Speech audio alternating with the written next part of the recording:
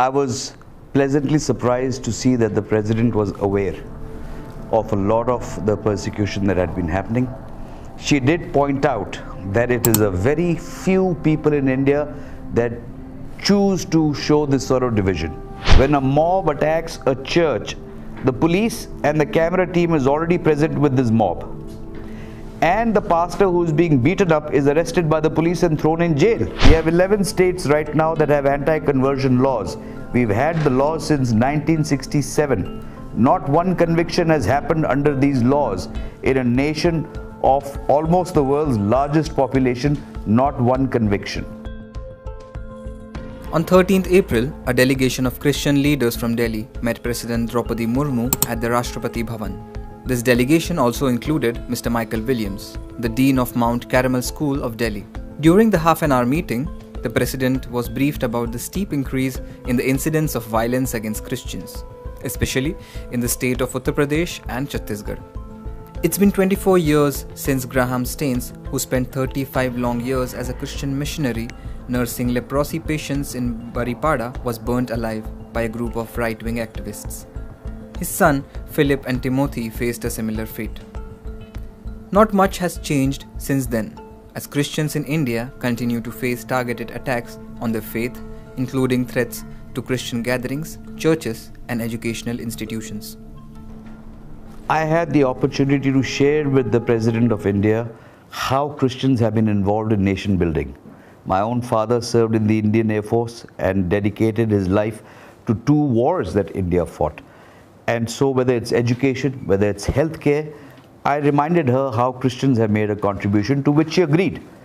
And she remembered fondly her time in Odisha, her time in Jharkhand, when she had worked with nuns and sisters, and she knew about the community and the welfare they bring about. And she then reminded me that she was actually the neighbor of Graham Staines. And she personally still bore in her heart the pain of not being able to reach in time to save Graham Staines and his 2 little sons as they were burnt to death, and she still regrets that. Since 2014 to 2022, it is nearly 6 times the increase. From 120 incidents, we've almost hit 600 last year. And when I say 600, we are considering Chhattisgarh to be just a random 5-6 areas where it happened as 5-6 incidents. However, over 1,000 people were displaced. Each person is an incident. So it has been there's been a tremendous sort of a rise. I think what is promoting this is many people who are trying to find political power, many people who are trying to get into the good books of the powers that be, have a strong feeling that if they behave like this, they will be recognized for their notoriety. And this notoriety is now in many areas being called a spirit of nationalism. So it is being marred and married by too many things, which is really creating a situation where people are using this as the stepping stone into politics, not good works, not actual nation building, not contribution, but this rubbish. A lot of persecution that is happening for tribal Adivasi Christians. Almost 1,000 of them had been thrown out of their houses, and the 1,000 of them that had been thrown out were running through forests. No government official was helping them. I had the chance to go and meet the Chief Minister, Mr. Baghel. I requested him to personally intervene, and he said he would look into it, but nothing happened.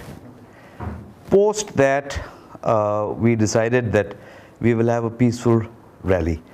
22,000 concerned Christian residents of Delhi came and gathered there on that particular day, and we created a memorandum which was signed by all the bishops, and we decided we would give it to the President, and this was the time slot given to us. Post 2014, attacks against Christians saw an uptick. According to the Evangelical Fellowship of India, anti-Christian hate crimes have doubled since 2014. Let's listen to what the President had to say when the issue of attacks on Christians was brought up to her. I was pleasantly surprised to see that the President was aware of a lot of the persecution that had been happening. She did point out that it is a very few people in India that choose to show this sort of division. She believed strongly that the majority of the nation was still a nation that loved the unity in diversity, that still loved their neighbors regardless of religious faith, and that there were just a few small people who unfortunately were pursuing this sort of an ideological guideline. Otherwise, she said she believed that India overall continues to remain a vibrant, rich, democratic nation. Every time the question of someone accepting the Christian faith comes to the fore in India, even the popular perception is that the person concerned has converted either only under duress or due to some inducement. This view is not just held by zealous Hindu fundamentalists, but even by those who swear no allegiance to the Hindutva ideology. We have 11 states right now that have anti-conversion laws. We've had the laws since 1967. Not one conviction has happened under these laws in a nation of almost the world's largest population, not one conviction. So these laws are only meant to harass the people that it's made to. Otherwise, there is no such thing. There's such a huge hullabaloo made about mass conversions, forced conversions. There is no proof. There is no data. The law requires that the person who is affected by forced conversion or a family member of his is the only one who can file an FIR. But in UP, in Madhya Pradesh, in Chhattisgarh, in Jharkhand, all of these places, we are finding that these are basically lawyers and other activists from the RSS or Bajrang Dal or some Hindu Sena who are filing these, and the police is accepting these complaints to register them as FIRs. So are you saying that this is a wild propaganda and nothing substantial is there in these claims of mass conversion? You see, the Supreme Court now is dealing with two matters. I am one of the petitioners in one of the matters. And the reason I am a petitioner is because in law, we have a very simple law of habeas corpus, which says, show me the body, show me the proof.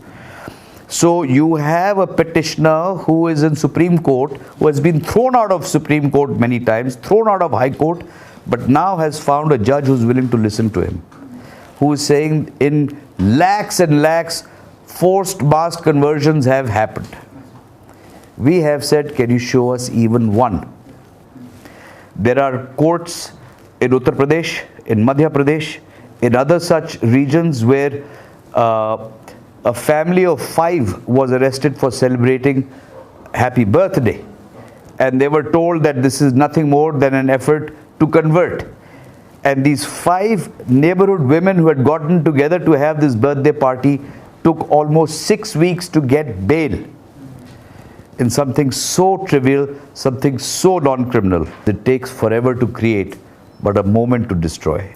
And my request is to everybody to be able to ensure that in this beautiful garden that we have, and each little flower that has its own fragrance is cherished.